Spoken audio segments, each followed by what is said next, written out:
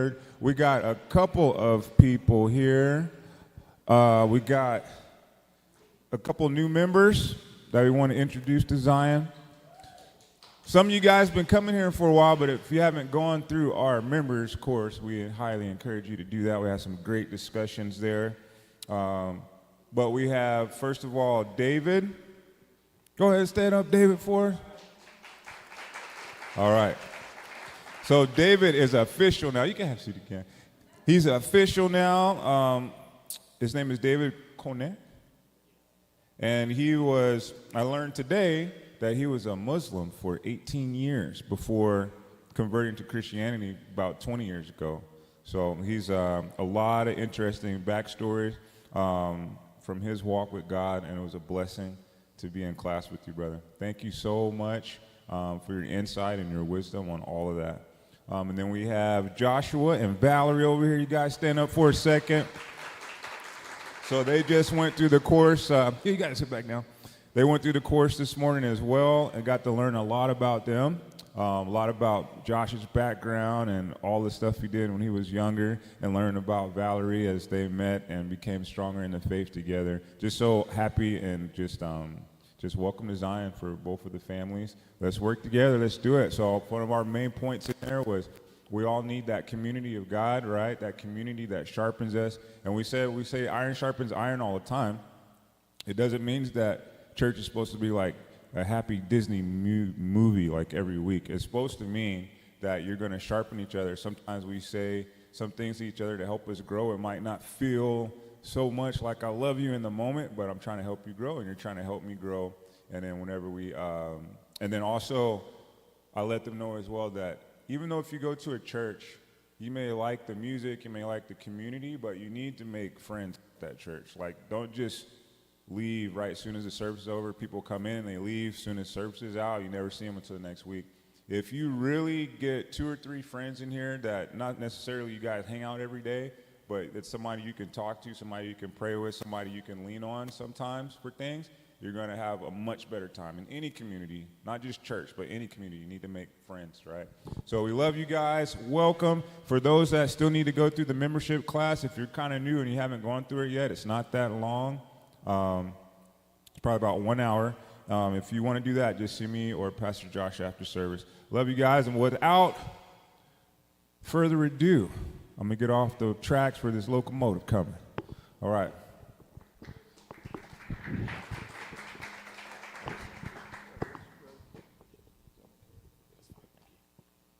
Good morning. Good morning. How's everybody doing? All right.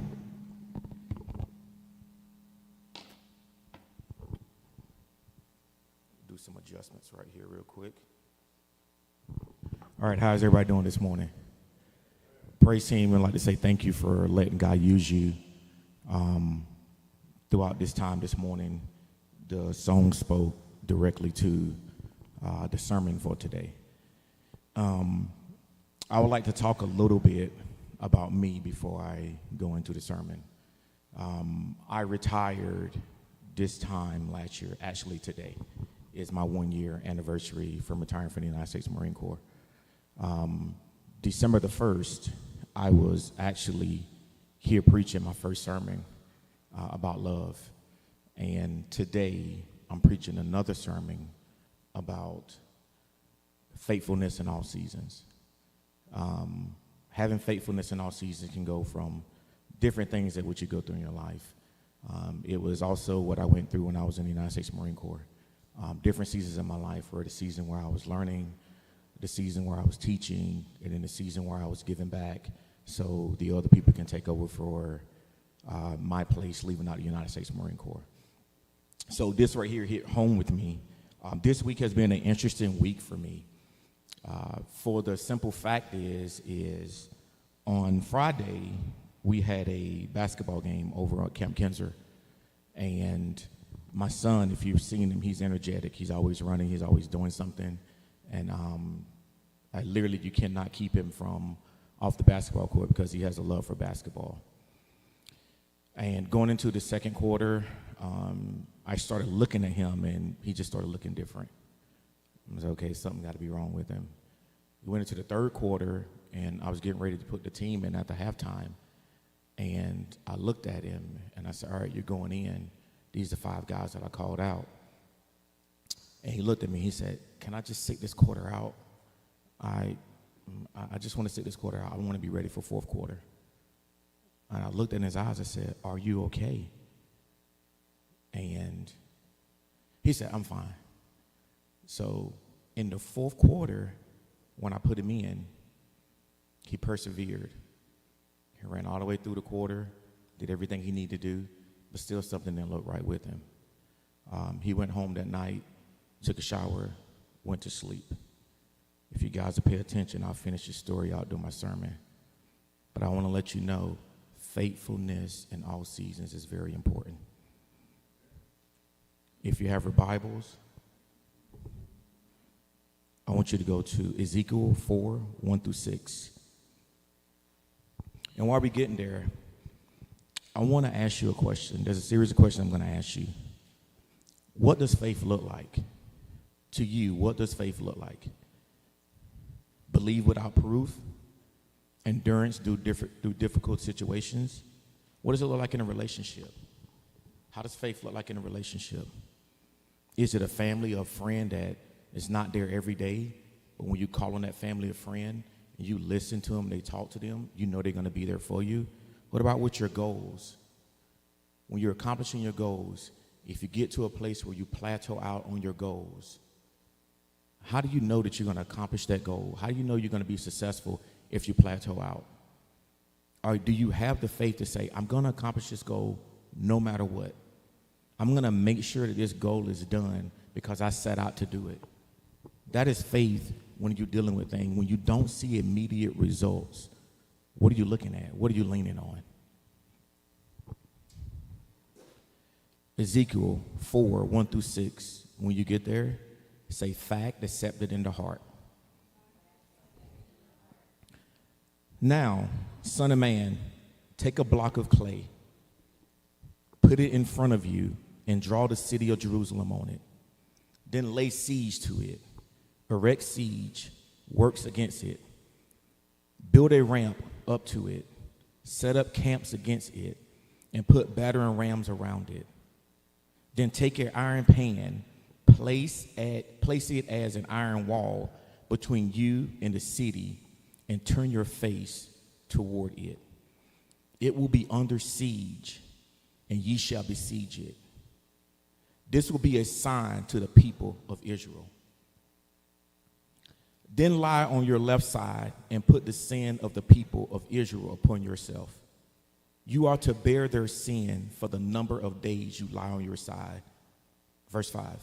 I have assigned you to the same number of days as the years of their sin. So for 390 days, you will bear the sin of the people of Israel. Verse 6. After you have finished this lie down again, this time on your right side, and bear the sin of the people of Judah. I have assigned you 40 days. I want you to listen to this. I have assigned you 40 days. I want you to write that on your notes, 40 days.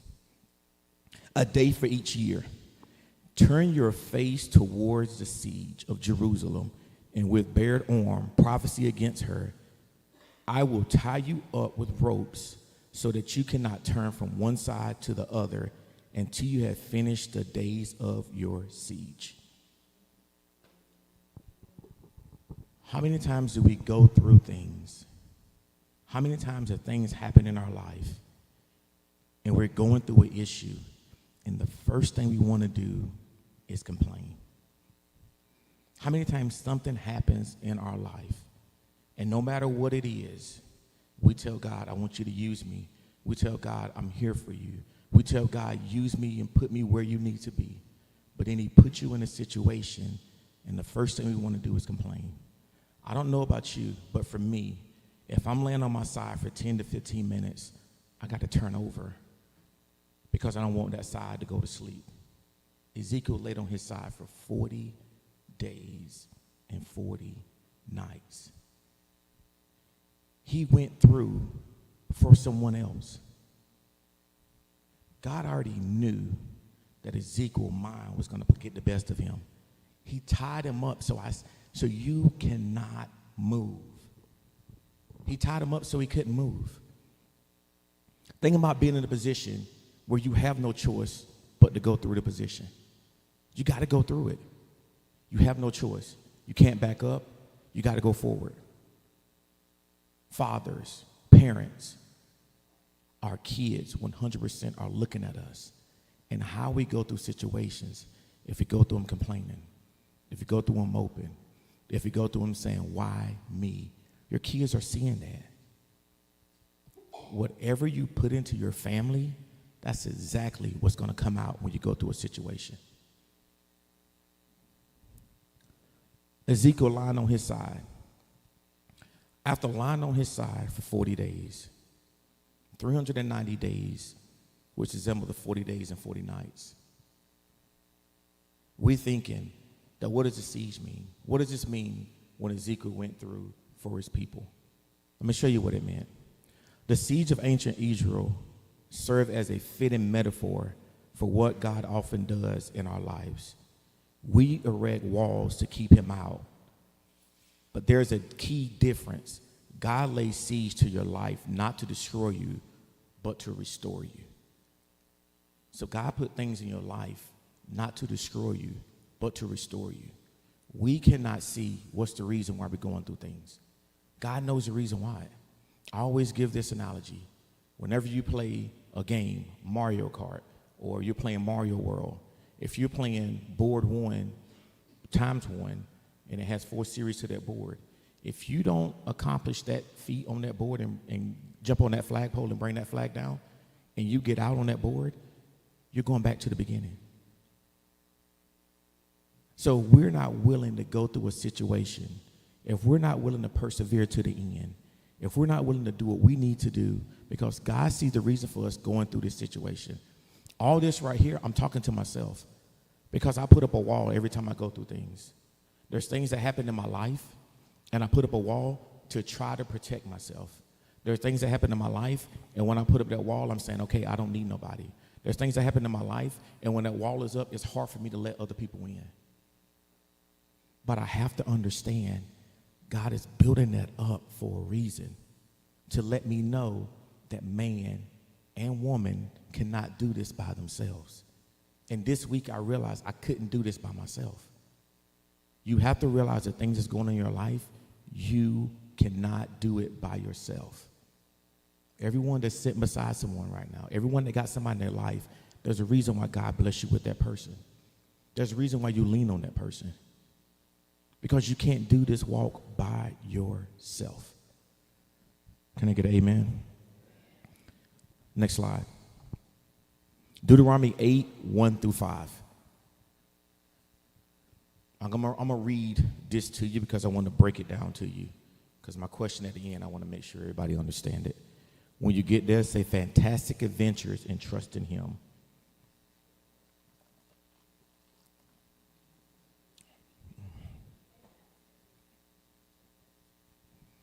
Deuteronomy 8, 1 through 5. Be careful to follow every command I'm giving you today, so that you may live and increase and may enter and possess the land the Lord promised on oath to your ancestors. Verse 2. Remember how the Lord your God led you all the way in the wilderness these 40 years. Remember, there it is again. To humble and test you in order to know what was in your heart.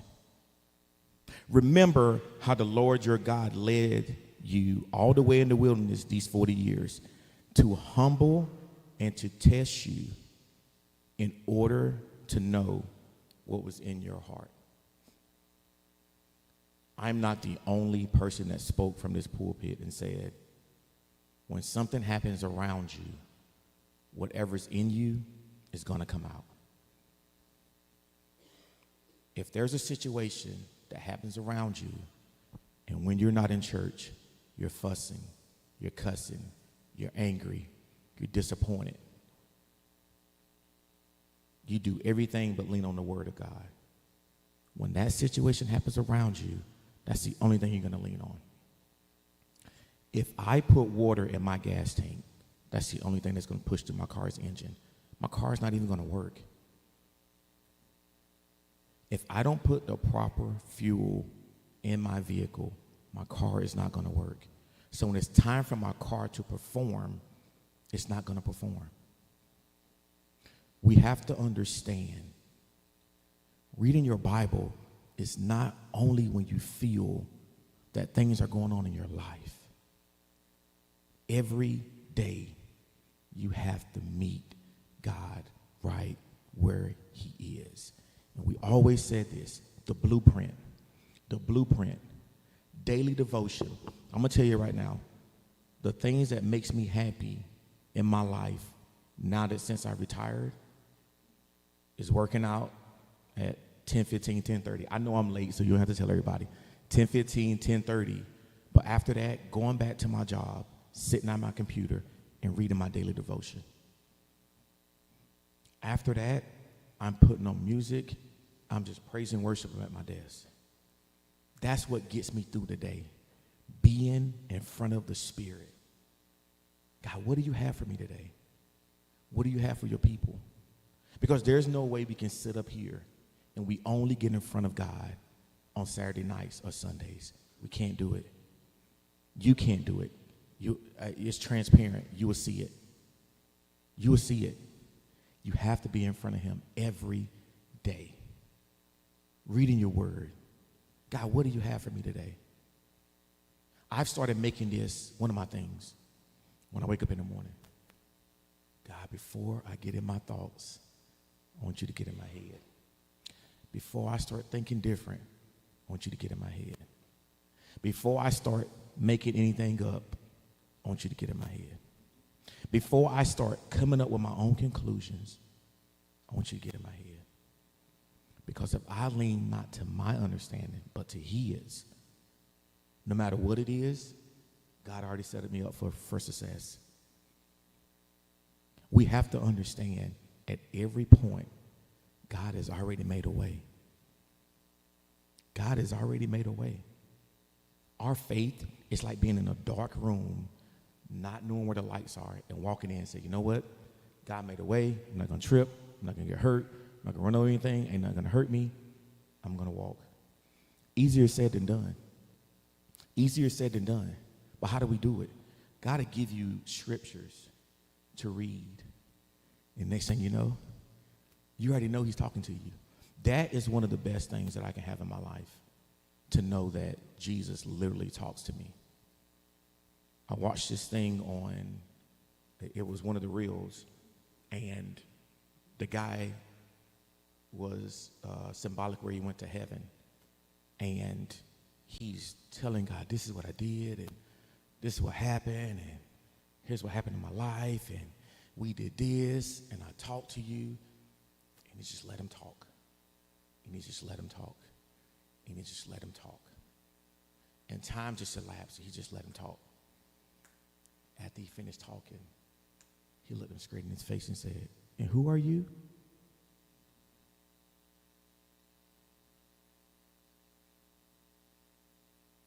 Even I knew that that was real. It touched me to my heart.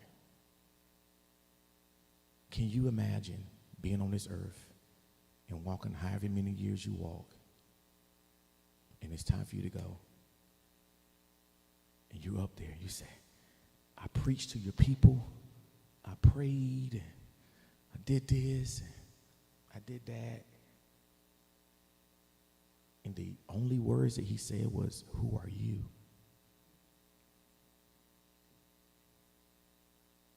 That hurts me right now. The things that I want Jesus to do in my life, I want to have a conversation with you. I want you to know me. If someone calls your name and you don't know who it is, the first thing you're going to turn around is, oh, how you doing? Hey, nice to meet you. Who are you? I want to have a conversation with Jesus where he said, oh, that's Cedric. What's up? Hey, what's going on? Oh, I got it. Go ahead. Go ahead and finish the rest of your day. Go and finish your devotion. I got you. I want to have that platform with him. He says, whoops, Cedric praying again. Who he praying for? Hey, go in. We got it. His prayers are credible. Go ahead. We got him. That's the kind of relationship I want to have with him. That's the kind of relationship I seek to have with him. And if he never put me in this pulpit, I would seek the same relationship over there. Because believe it or not, I did not ask for this. Please leave me over there. I will take it. But this is what I said. Wherever you put me, I'm going to give it 100%. I have no choice. My family name is on the line. My kids are watching me right now. When my kids get down, they're watching me right now to see how I act. I can either hit it with some adversity or hit it with some prayer. But they're watching me. Because at the time when they're not around me, they're going to hit their same problems with that same adversity. They can either hit it with prayer or can hit it with the same adversity that somebody else hit them with. It's important what we instill into our family. Men, parents, your kids are watching you. And I learned that this week. My kids are watching me. Verse 2, remember how the Lord your God led you all the way in the wilderness these 40 years to humble and test you in order to know what was in your heart, whether or not you would keep his commands. Verse 3, he humbled you, causing you to hunger and then feeding you with manna, which neither you nor your ancestors had known, to teach you that man does not live. How many times we heard this? Man does not live by bread alone. Let me cut it off for that. Imagine this. Imagine being in the wilderness. Imagine being in the woods. Imagine military lifestyle where you're out on a training event and you're out there for 3 days, but it plus up to 14 days. And every day after those 3 days, somehow God provides manna. Every day. Not like clockwork, every day. Can you imagine every day God provide manna? Nobody went hungry. Nobody starved. God provided manna. In our situation, God provided manna. You didn't starve. It's your faith. I keep on saying, it's your faith that makes you whole. I go back and listen to some of the sermons that I do, and I can just remember the man with leprosy. I can just remember the one with the issue of blood. I just remember the man that was blind, the man that was deaf. And Jesus saying, I didn't do nothing. It was your faith. There's something important about that. If you connect with Jesus, he said it was your faith that made you whole. We touched and agreed. It was your faith. You already had the faith that I'm healed. Can you imagine going somewhere, going to a job interview, you know already got the job? Do you know how confident you'll be when you know already got the job? When you know everybody's interviewing, but second and third place don't get the job that God already provided it for me? That's important to have the faith. When I was going through my job interview, my wife had more faith than I did. She was listening in on my interview because it was virtual. You know what she told me after I got the phone? After I got the interview, I said, I don't think I got it. And she said, why is that? I said, I just don't think, like the way they were, I don't think that they really wanted me. I think we need to keep looking. You know what she told me? I think you're good. Let's go eat breakfast. Breakfast? On the way back from eating breakfast, I got a phone call, and they told me, you're an ASAP hire. Check your email to sign the contract. Her faith has made us whole. In my situation, I was the one being lowered down. And my wife, her faith was on four corners, lower me down in the house so I can be in the midst of Jesus. Because she was faithful. She was faithful. She's like, nah, man, I ain't rocking off what you told me, God. You already told me he got it. So if he don't believe, my faith's strong enough for both of us. I got this. We good. If you don't believe, don't worry about it. Lean on me for this. She the one lowered me down. She the one didn't change on, oh, well, you all right. You probably did, or you could have said this, or you could have said that. No, not one time. She said, you got it? Let's go eat because I'm hungry. The whole time on the way there, I'm just thinking like, oh, I don't know, man. I need to provide for my family. And the whole time, God's like, I got her because she got him, and she's faithful. That's what we're looking at when we're talking about Deuteronomy. Verse 2 again, remember how the Lord your God led you all the way in the wilderness these 40 years to humble and test you in order to know what was in your heart, whether or not you would keep his commands. He humbled you, causing you to hunger, and then feeding you with manna, which neither you nor your ancestors had known, to teach you the man that does not live on bread alone, but on every word that comes from the mouth of the Lord. Verse 4, your clothes did not wear out, and your feet did not swell. Here we go again. During these 40 years. I have been to Disney on East Coast, West Coast, and in Japan. Give me a good 3 hours on my feet and see what happened. In the summer, let me go to Disney in Florida, which is considered a swamp, and let me be out there for 3 hours and see what happened. See how good my clothes are. See how good I'm gonna make it with a fan in my face, not knowing that we might have to time out on this, kids. 40 years. 40 whole years in the wilderness. And my clothes still smell like they got the tag in the back of it. My uniform still look as new as it did when I went in. Ain't no blood clots going on. Ain't no swelling going on. My shoes ain't wore out. That's the same God that we serve today. 40 years in the wilderness. 40 years. No pain, no suffering.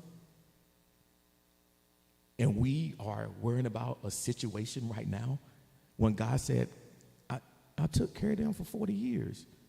And they were walking. We should have took 2 weeks. It took 40.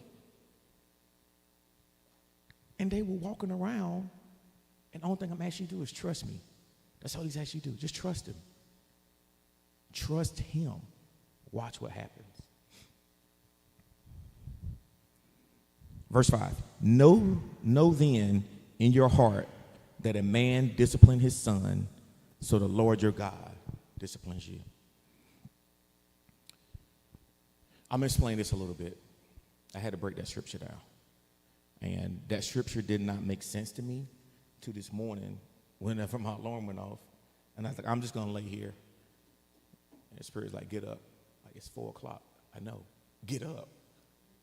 Like, right now? Man, if I got to tell you one more time, it sounds like me talking to my daughter. If I got to tell you one more time, I'm coming back there. But I got up, and I'm listening to it, and I'm reading it over and over to myself. Obedience to God's commands is necessary to receive blessings. Obedience to God's commands is necessary to receive blessings. If you allow me to break that down a little bit, I'm not going to go too much into it, but just a little bit. Parents and kids, if your kids is disrespectful to you, how much would you give them? I'm looking the same way when I'm talking to Jesus. If Jesus tell me, go ahead, I got you, and no, come on, I walked on water. You could, Cedric. You know what happened when your parents call your whole name. If they call your whole name, somebody in trouble. But they said, but the people that I'm with. Do you think God's going to give you blessings when you refuse to step out? When you refuse to step out, do you think God's going to give you any kind of blessings that you deserve? If you, I know you walked on water, but like, man, this is the deep end. I know. I can't swim. I know you better than you know yourself. Just trust me. And then something happened, and we step out there. We realize we're starting to do it, and we're starting to be successful. We got to trust him in the beginning. You got to trust him in the beginning. The wilderness journey was a purposeful test. The wilderness journey was a purposeful test. God led the Israelites through the wilderness for 40 years to humble them and test their hearts to see if they will obey his commands. We're going through because we think we're getting punished. You're not. You're going through to see if you're going to obey the God's commands. You can do it. But in order for you to do it, if you're going to go to another level, you got to understand this. You got to pass level 4 first. If there's 4 levels in this, there's no cheat code that you can put in to go to 4-1 to 5-1. You got to go through the process. You got to go through the process. If not, you're going to see yourself starting this game over and over again. You got to go through the process. God used hardship to reveal and remove pride. This was me. God used hardship to reveal and remove pride. When I say my pride was I apologize. When I say my pride sometimes is still very stubborn, it still is. Because there's some things that me and the wife went through, and I won't lean on nobody because I feel like, oh, so-and-so hurt me this time. I don't want to lean on nobody else because I don't want to feel that hurt again. But you know what happens? We build a siege up. We build walls. We don't let nobody in. And we think we can do it on our own. And then the devil gets you in a place where you're secluded. Everybody knows when the pack is together, you're dangerous. Even a lion, when it goes off on its own, that's danger in that. Not the hyenas, they circle around him. Does he have the strength? Yes, he does. But when it's coming at all sides, guess what's happening? They're going to overcome him. That's why it's important to stay with the pack. It's important what Assistant Pastor Ben said. Before you leave here, make a friend. Have somebody to pray for you. Have somebody to pray over you. Have somebody to talk to during the week when you're going through some things. Instead of talking to friends that want you to go out to the club, talk to somebody that say, hey, man, I've been praying for you, man. God put you in my mind. I just want to see how you're doing. I just want to see what's going on with you, man. I just want to say good morning to you. You don't know the person that God has put on your mind. They need somebody right now, and you can be that person that they need. That's why it's important, very important, very important to build bonds in this church. It's very important to build bonds in this church. Last one. Remembering the past is crucial for future obedience. Don't make the same mistake. Remembering the past is crucial for future obedience. Don't make the same mistake. Next slide. When you get there, say, fear ain't in this house. Genesis 7, 1-4.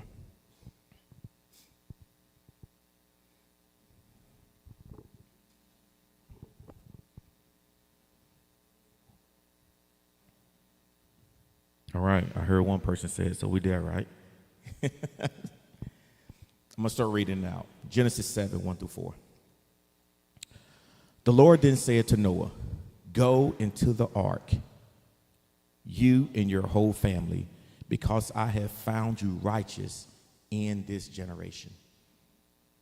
Verse 2, take with you 7 pairs of every kind of clean animal, a male and its mate, 1 pair of every kind of unclean animal, a male and its mate. Verse 3, and also 7 pairs of every kind of bird, male and female, to keep your various kinds alive throughout the earth. Verse 4, 7 days from now, I will send rain on the earth, and 40 days and 40 nights I will wipe from the face of the earth every living creature I have made. Now, here's what I want you to understand. I want you to understand the second portion of this I'm about to read to you, which is very important. Genesis 17 through 23. Genesis 7:17 to 23. Next slide. All right. For 40 days, the flood kept coming on the earth. And as the waters increased, they lifted the ark high above the earth. The waters rose and increased greatly on the earth, and the ark floated on the surface of the water. Verse 19. They rose greatly on the earth, and all the high mountains under the entire heavens were covered. Verse 20. The waters rose and covered the mountains to a depth of more than 15 cubits. Verse 21. Every living thing that moved on land perished, birds, livestock, wild animals, all the creatures that swarm over the earth, and all mankind. Everything on dry land that had the breath of life in its nostrils died. Every living thing on the face of the earth was wiped out. People and animals and the creatures that moved along the ground and the birds was wiped from the earth. Only Noah was left and those with him in the ark. Let me explain something to you. I'm not explaining the fact that Noah was in the ark. That's not the faith portion of it. The faith portion of it is when Noah was building the ark. When God asked Noah to build an ark. Here's what I'm telling you. It never rained before. It never rained before. So there's situations you're going to go through in your life. Sometimes maybe your immediate people around you never went through it before. What if God is telling you, lean on me? What if God is telling you, lean on me? Here's what I want to read to you. Noah and his sons had been faithfully working on the ark for a century. Rewind that. Noah and his sons have been faithfully working on the ark for a century with no further communication from the Lord until the day he instructed to come in the ark. There's no way that God didn't say that to me for a century. There's no way. You told me what to build. You told me how to build it. I don't even know what rain is. All these people that I'm warning, everybody's laughing at me. Everybody's corrupt. The only people that's coming is my family and the two of everything you told me to go get. Nobody else is listening. And now you stop speaking? Raise your hand if you've ever been in a situation you'd be like, I don't hear anything. If you ever been in a situation you never heard anything from God, raise your hand. You want to know why? You got to follow your last instruction. When you're in the military and something happens and radio's silent, when the radios go down, what do you got to do? You follow your last instruction and you don't deviate. If I'm in a convoy and radio goes down, I follow my last instruction. We go to checkpoint 1, 2, 3, 4, 5, and then we follow the last instruction, what was said from there. We don't deviate. We don't go back to home base. We still go through with the convoy. Because I'm taking it and I'm putting it in layman's terms like, man, that's a long time not to talk to someone whenever you told them what to do. But it's like, Cedric, I gave him the instruction. If you read through Genesis, very precise on what they need to do. The size, how it needs to be built, what needs to be on there. Like, it's very specific on what you need. There's nothing else I have to do. Get to work. There's nothing else I need to do. Get to work. Can you imagine? Can you imagine God not saying anything until he told them to come into the ark? If you can't imagine that, think about this. Think about going on a long family trip. Nothing here in Okinawa is a long family trip. Think about being in the States. And we driven to Florida, and we was going to Disney from North Carolina. And to get from our house, it's like different back roads. Take this road, take that road, take that road, take that road. And then once you get on 95, your GPS goes silent. Stay straight for 200 and so miles. You don't hear anything else from your GPS until you reach that destination. That's what it's like. I promise you, I'm here to teach you. That's what it's like. When you're riding somewhere and it's a long distance, your GPS, make a left, make a right, make a left, make a right. And then when you're on the straight and narrow, you don't hear anything. Guess what I got to do? I got to keep on driving. Guess what they had to do? Keep on working. Just keep on working. When you get to the destination, then your GPS will let you know what to do from there. Somebody say fearing in this house. Next slide. Matthew 4, 1 through 4. When you get there, say, for anything I trust him.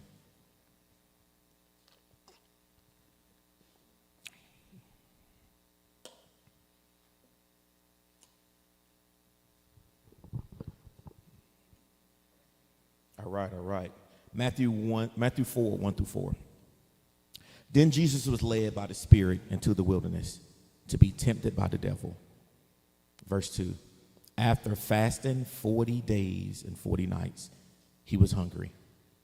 The tempter, well, you know who the tempter is, came to him and said, if you are the Son of God, tell these stones to become bread. In our situations that we go through,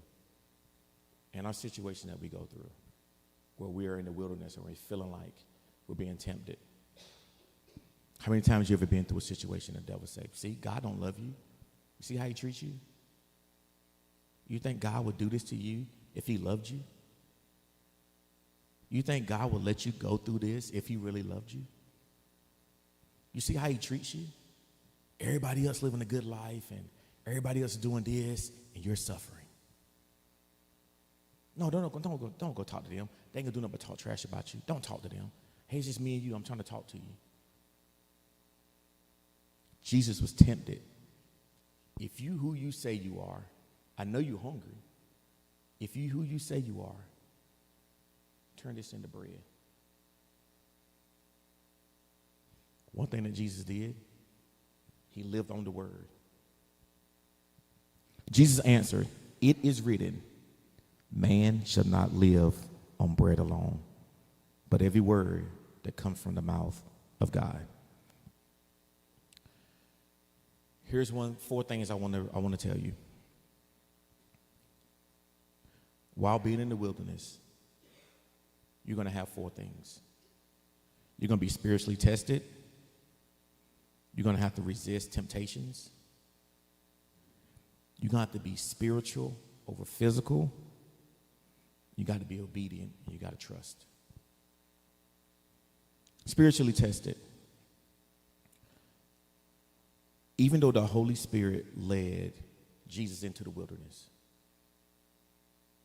he knew that he was being spiritually tested, but he didn't give in. We know that we're being spiritually tested, but we can't give in. Resisting temptation. Jesus knew 100% that he was going to be tested in the wilderness. The devil was going to come to him. He's going to say, do this. He's going to say, do that. We're going to be tested when we go through things in life. If you're not tested, that's when you need to come up here and get prayer, because the devil's not worrying about you if you're not being tested. He got you right where he wants you. Spiritual over physical needs. Jesus had to chance to say, okay, I can turn it into bread. But what was inside of him came out. He spoke the word.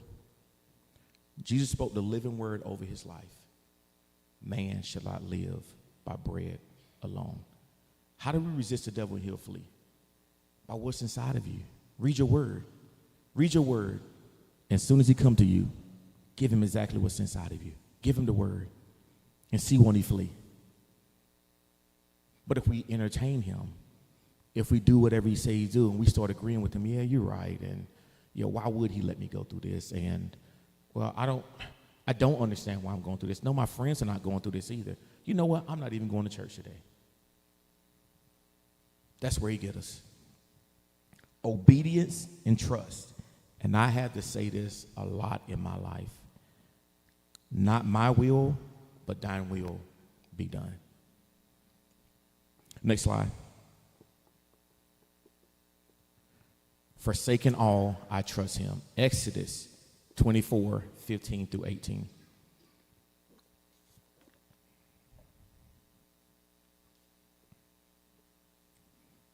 When you get there, say, forsaken all, I trust him. All right, now I have a couple of questions I'm going to be asking and some things I'm going to explain to you. Exodus 24:15-18. When Moses went up on the mountain, the cloud covered it. Verse 16. And the glory of the Lord settled on Mount Sinai. For 6 days the cloud covered the mountain, and on the 7th day the Lord called to Moses from within the cloud. And I was reading this for clarity. And I went back and I read it again, and it said, and the glory of the Lord settled on Mount Sinai. For 6 days the cloud covered the mountain, which means that Moses was in the spiritual waiting room. And on the 7th day, the Lord called to Moses from within the cloud. 17, to the Israelites, the glory of the Lord looked like a consuming fire on top of the mountain. Verse 18, then Moses entered the cloud as he went up on the mountain, and he stayed on the mountain for 40 days, 40 nights. My question to you, what are we doing while we're waiting? What are we doing while we're waiting? Moses was called up on Mount Sinai, and for 6 days he waited on God. 6 days. My mind can only tell me right now, even just being in the presence of God for 6 days, cutting off all the impurities in my life, all the bad thoughts, being around the Israelites and just everything that they were going through at that time. Those 6 days, just being around Mount Sinai, around the cloud of God. And then the seventh day, that's when God reached out to him. That's when he said something to him. To the people, the Israelites at the bottom of the mountain, they had seen a fiery cloud at the top. Can you imagine being in the presence of God? I'm not talking about 40 days, 40 nights. I'm talking about 7 days in the presence of God. 7 days in the presence of God. Can you imagine that? What was Moses doing on Mount Sinai? 1, receiving instructions. 2, fasting and receiving the commandments. 3, dealing with the Israelites once he returned back. And 4, returning to the mountain again. Let me break it down to you. While Moses was on Mount Sinai, God gave Moses detailed instructions for building the tabernacle, the Ark of the Covenant, and the various precisely garments, fasting and receiving the commandments. While on the mountain, Moses fasted and did not eat or drink food for 40 days and 40 nights. He was given the 10 commandments, which were written on the stone tablets by God's finger. 40 days and 40 nights in the presence of God. He didn't eat. He didn't drink. Just in the presence of God. Full of God's grace. Full of God's mercy. 40 days and 40 nights talking to God. Getting instruction from God. Here's how the devil works. Dealing with the Israelites. While Moses was gone, the Israelites became impatient and pressured Aaron to make a golden calf for them to worship. When Moses came down the mountain, he saw the idolatry and broke the stone tablets in anger. Something always happens. Something always happens. No matter what situation you can be in. You can be freshly leaving from church and something's going to always happen. Understand this. Moses had just left the presence of God. Coming down the mountain, seeing that, breaking the tablets. I'm like, I didn't write this. God wrote this. And seeing what the people done, he broke the tablet. Here we go again, returning to the mountain. After this, God instructed Moses to cut 2 new tablets of stone and bring them up the mountain again, where God renewed the covenant with the Israelites and gave him the commandments again, asking God for forgiveness. There's nothing that we can do that's going to be new to God. The reason why is because we can't forgive ourselves. And we can't forgive others when they do it to us. But there's nothing new that we're going to do in our life that God can't forgive us from. God could have said to Moses, you waited for 6 days for me to talk to you. During that time, we did this, and this. Then 40 days and 40 nights, you was in my presence the whole time. We talked. I answered questions. You see me face to face. You literally looked at me face to face. As soon as you got down the mountain, you let the devil sneak in. He could have said, don't worry about it. Next time, I'm not using you. I'll use somebody else. But guess what he did? With open arms, brought him right back in. We can't forgive ourselves. That's the problem. God already forgave us. We just keep on bringing it up. Keep on bringing it up. It keep on being a milestone in our life. You got to be able to forgive yourself because God already forgave you. Next slide. How do we exercise our faith? Praise team, you can come up. So all of these headlines were faith, the acronym. Faith accepted in the heart. Fantastic adventure and trust in him. Fear ain't in this house. For anything, I trust him. Forsaken all, I trust him. The fact accepted in the heart was Ezekiel 40 days and 40 nights on one side. Fantastic adventures and trust in him. 40 days, 40 nights in the wilderness. You can go and start playing. Fear ain't in this house. 40 days and 40 nights of raining. For anything, I trust him. Jesus, 40 days, 40 nights in the wilderness.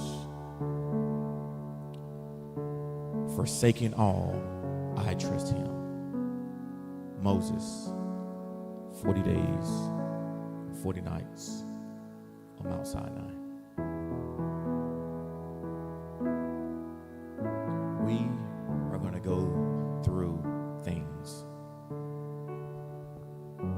It is how you go through it which determines how you get through it.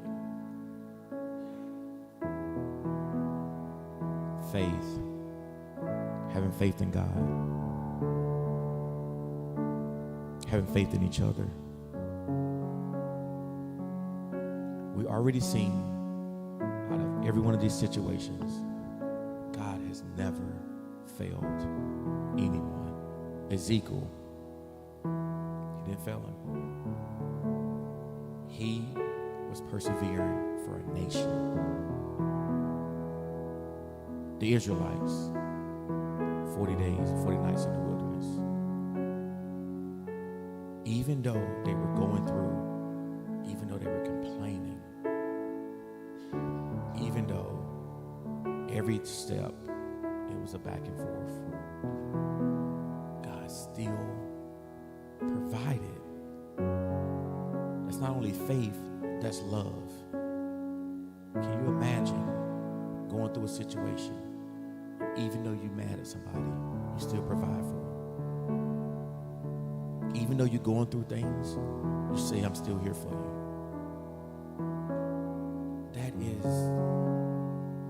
That is one of the things that we have to understand. I don't think we know how much Jesus loves us. I don't think we understand how much he loves us. Because if he was seeing people through a wilderness, and even though they were being disobedient, even though they said we should have stayed where we was getting 3 hots in the cot, guess what? He still provided for them. He still provided for them. Faith ain't in this house. 40 days and 40 nights of raining. It wasn't the rain.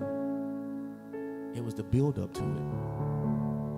It was the build up to it. I cannot imagine being in a situation where God gives me an instruction and I don't hear anything from him. It's like we know what rain is now. We know what snow is. We know what it's like to be cold. Well, not in Okinawa. We know what it's like to be warm here. Back stateside, various places you go, you know what it's like to be cold. But think about during that time when you're trying to tell someone something that never happened before. How can I explain to you what rain is if you've never seen it? How can I tell you there's something coming that's going to destroy the earth if I don't even know what it is? 100 years. No talk, no anything. Just be faithful. Your last known instruction, just follow it. Be faithful. For anything, I trust him.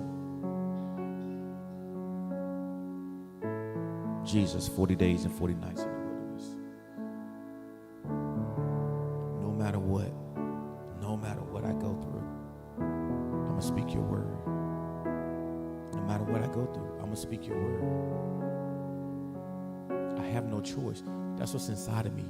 I'm going to speak your word. That's what got me through before. So it's going to get me through right now. I got to speak your word.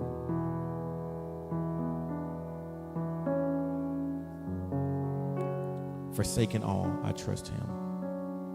Moses, 40 days and 40 nights on Mount Sinai. Being in the presence of God is awesome. We're talking about as soon as we leave from the presence of God, something happens. And we sin. Yes, understand being in the presence of God is awesome. Yes, understand the story of being on Mount Sinai. Yes, understand the presence of God being around Moses. But I also want you to understand the forgiveness portion of it. want you to understand when Moses and Deaconess Tracy just talked about anger, when Moses came down Mount Sinai and he broke those tablets because he seen how the people acted, what they were doing, getting impatient. Well, I'm getting word from on high. You're getting impatient with God. Like there's a sermon right there. God's giving us word, but we're getting impatient with it. Why are you taking so long? Like, what are y'all doing? What are y'all talking about?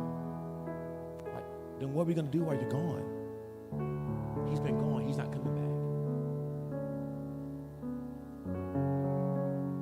And then, as soon as he come down, he see it. Everything that they're doing breaks the tablet. God, forgive me.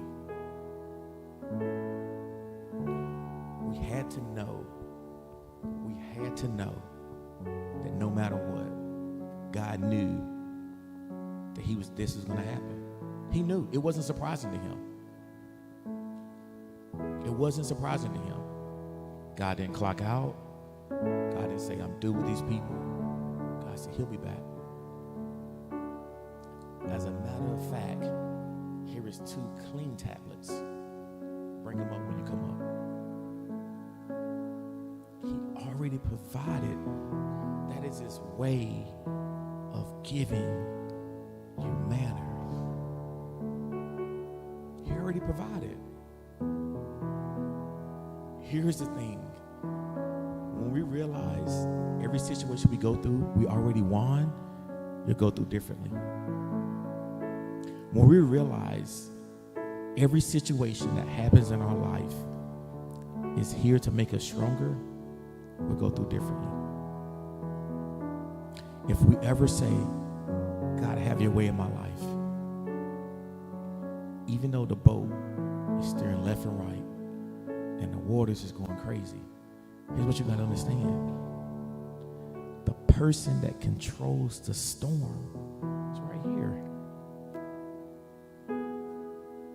Then we want to go looking outside for the person that controls the storm.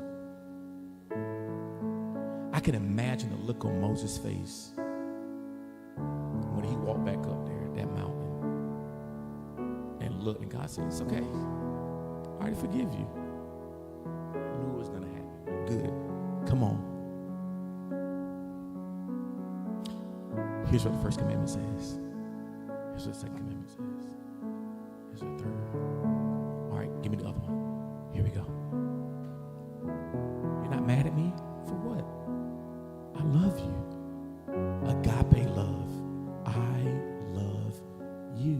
I'm not mad at you. I imagine that God told Moses, and it's not in the Bible, there's nothing that you can do to make me angry. There's nothing you can do to make me angry. Parents, I want you to look at your child. That child came from you. There's nothing that that child can do to make you angry. That is an extension of you. Would you make me mad? Yes. You are my child. I love you. I can imagine when Moses walked back up that mountain, I would, use me, God. When you go through, one of the best things you can get when you go through, when you're going through so much, is a hug. Can you imagine just a touch from God? As soon as he comes back up that mountain, come here, man. I know it's hard. I know it's hard. I knew it. I know it's hard. It's okay. I love you. You still love me after I broke the commandments that you wrote? I love you. That's what I want you to understand. I love you and I forgive you. I love you and I forgive you. Come on, let's write these commandments out again. That's how I want God to use me when I'm going through situations. I'm not going to always get it right.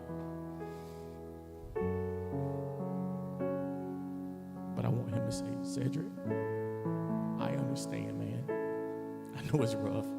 I know you're doing the best that you can, but I love you. But I love you. Let me tell you about my son.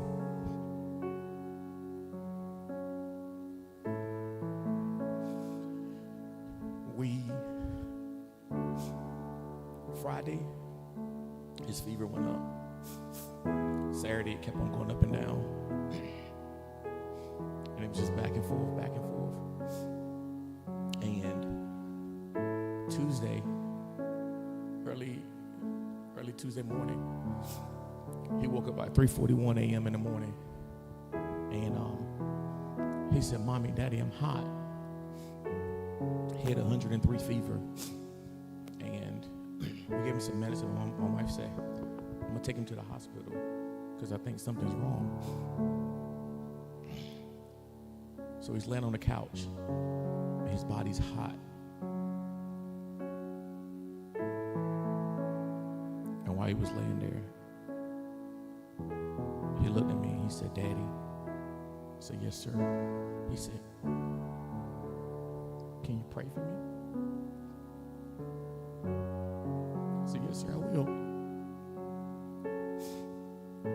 My son had a chance to ask me anything in the world. He said, can you pray for me? Everything we put into our kids is going to show up when they're going through stuff.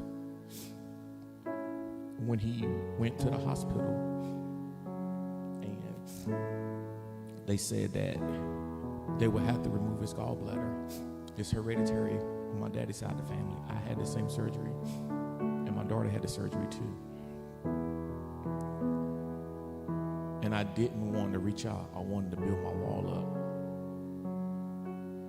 And the first person I reached out to was Vaughn. And they are in a circle. His wife sent something to me, and I couldn't do nothing but cry. Because I was so down on myself because I said, I want to give my son everything. But then I passed him this, and now I got to watch him have surgery. And I was just pleading with God, like, please let me take his spot. I don't want him to go through this pain. Please let me take his spot. When I saw him after the surgery was over, he said, Daddy, I'm okay. I'm a little weak, but I'm okay.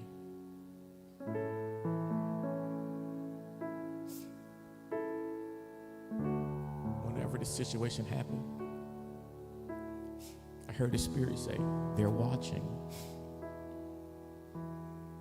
I heard the Spirit tell me, they're watching.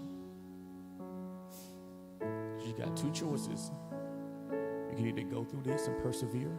I'm going to have to send it to do again.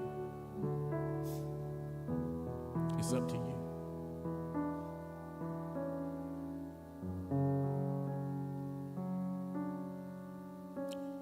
When I said, God, I trust you, that means with everything. That means with my family. That means with me. That means with my church life. And I love you. I know I can't compare how you love me.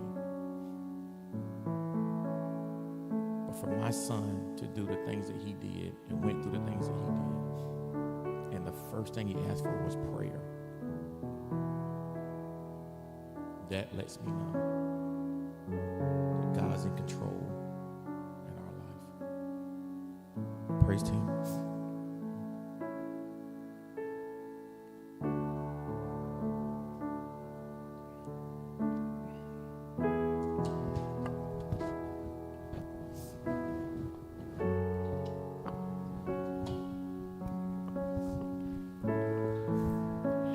And all I want is to live within your love, being done by who you are, and My desire is to know you deeper. And Lord, I will open up again, throw my fears into the wind. And I am desperate for a touch of, and all I want is to live within your love, being done by who you are. And my desire is to know you deeper. And Lord, I will open up again, throw my fears into the wind. And I am desperate for a touch of all I want is to live within your love, be undone by who you are. My desire is to know you deeper. And Lord, I will open up again and throw my fears into the wind. And I am desperate for a touch of heaven.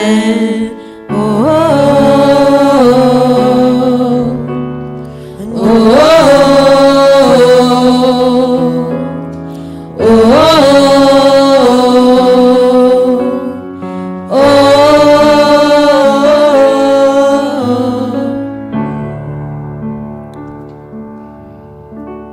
I got one last question to ask.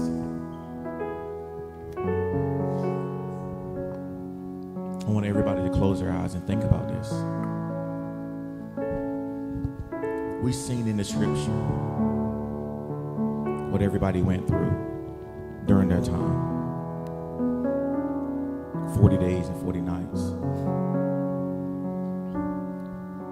For Zion and for the ones that's looking virtually right now, my question to you is, while you are going through, what does your 40s look like? What does your 40s look like while you're going through? Are you disrespectful? Are you angry? Are you belligerent? Are you frustrated with God? Are you talking back to God? Are you asking God, why me? What does your 40s look like? We already seen he walked you through a wilderness. Israelites walked through a wilderness. We already seen that he was in the wilderness. We already seen where he had Moses building. We already seen the things that's going on. And just the forgiveness. What does your 40s look like? I'm telling you right now, this week, everything inside of me was pushing for me not to preach today. But when the Spirit told me they're watching, he wasn't talking about the congregation. He's talking about my family. He's talking about my close circle. Those are the ones that's watching me. How is Sid gonna react when this happened in his life? Is he gonna walk away? Is he gonna say, why me? Is he gonna be frustrated? Is he gonna be angry? Is he gonna say, I speak to your people, and you got the audacity to put my son through this? You know, there's one thing that I asked, and I asked God, I said, I want my family to be closer to you. And guess what he's doing? He's doing it. There's no way that I can be closer to God if I don't have no situations that happen in my life. There's no way that we can touch the throne of heaven if we've never been through anything. My thing is, give me the strength to endure. No parent wants to see their child in the hospital. No parent wants to see their child hurt. But here's what we're doing when we're asking God to give us their pain. I want you to understand, when Jesus was on the cross, and the chance for God to say, hey, I can't bear this no more. I cannot bear this anymore. Did my son have to endure the weight of the world on his shoulders? No, but in last week, that was the weight of the world on his shoulders. Last week, that was my son bearing his cross. I couldn't do it for him. The story wouldn't have been the same. He wouldn't have had that testimony. My family wouldn't have had that testimony. He wouldn't have known how to pray for himself. I can't take it from him. Now I'm starting to understand the Bible a little bit more. Now I'm starting to understand why God didn't come and rescue. Now I'm starting to understand why Jesus didn't call the legion of angels. We couldn't do it for ourselves. Does it hurt to see your kids go through? 100%. But guess what? Today, last week, the McCormick family learned to have faith in God. This situation right here has built a level of prayer and faith in my family.